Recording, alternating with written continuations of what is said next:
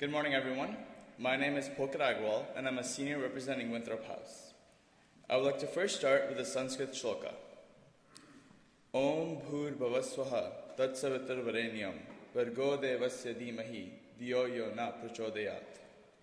The English translation is as follows. We meditate on the glory of the Creator, who has created the universe, who is worthy of worship, who is the embodiment of knowledge and light, who is the remover of sin and ignorance. May the Lord open our hearts and enlighten our intellect. Over the past few weeks, as senior year comes to a close, there is a feeling that I get in my stomach that is a mix of both nostalgia and regret.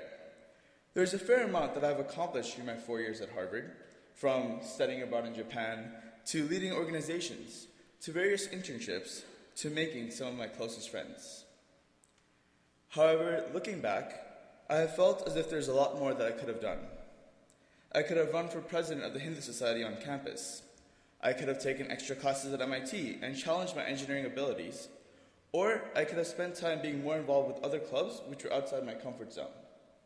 By constantly going through the endless cycle of lectures, office hours, P-sets, and exams, I feel as if there were definitely times that I could have taken better advantage of the opportunities presented to me as being a Harvard student and pushed my Harvard education to the limits. It was actually this past weekend, during Visitas, when my feeling of being at Harvard was renewed.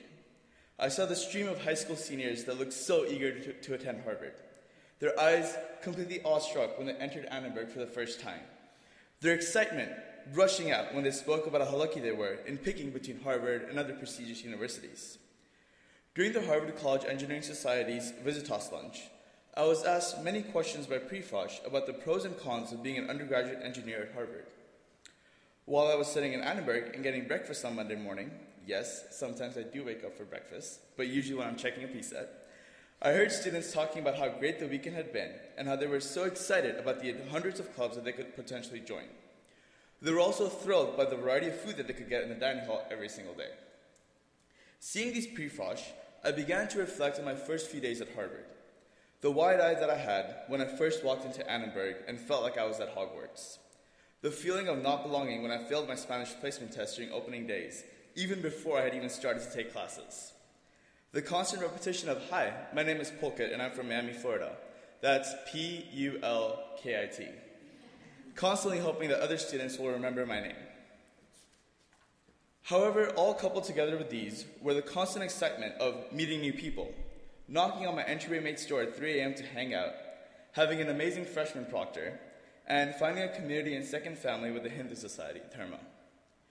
Now standing here before you, I think that on a daily basis, we Harvard students have become so engrossed in our own life that we begin to take for granted the opportunities that are presented before us. We constantly complain about all the work and projects that we have to do. We complain about HUD's food that does not taste at all like home-cooked meals. Or we walk by friends asking, how's it going, without waiting to stop for a response. Sometimes, students just walk around between classes with headphones in and do not stop to just admire the sounds all around them in the yard. When I first came to Harvard, I thought I would be able to live without a calendar. Sure, I'd already done it for the past 18 years of my life, but after I started to miss out on different events, I quickly realized that I needed to become better organized. I have become so dependent on my calendar, a slave really, that I'm constantly checking it, running around from meeting to classes and to meals, that I sometimes forget to stop and take a pause and admire everything around me.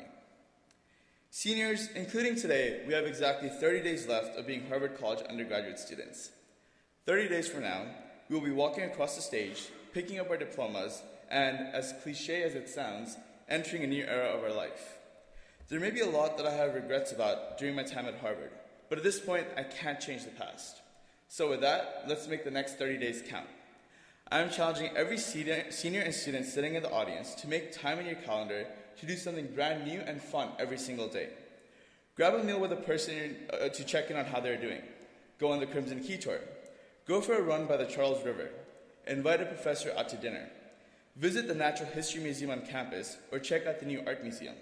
There's so many museums that I've yet to explore and I didn't even know about until a couple weeks ago. Spend some time with friends on top of the Science Center roof, reflecting on just what an amazing opportunity you have had as you gaze over the Boston and Cambridge skyline. And of course, leave the Harvard bubble. I know we're all busy with final exams and papers, but take some time out to leave Harvard Square. Go on the Sam Adams Brewery tour with friends. Make sure that you've explored the Freedom Trail and taken a stab at the food in the North End. Go on a weekend trip with friends to Cape Cod. And most importantly, live each of these 30 days embracing everything that Boston, Harvard, its professors, and your friends have to offer. Someday, everything will make perfect sense. So for now, laugh at the conclusion, smile through the tears, and keep reminding yourself that everything happens for a reason.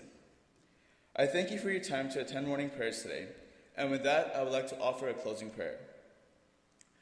Om Sahana Vavatu, Sahano Bhunaktu, Sahaviryam Karavavahe, Tejas Vinavaditamastu, Mavid Vishavahe.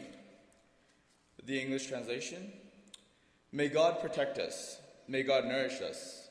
May we acquire the capacity to study and to understand the scriptures. May our studies be thorough and faithful so we may become brilliant. May we never quarrel with or hate each other. Om Shanti Shanti Shanti. Let there be peace for all. Thank you very much.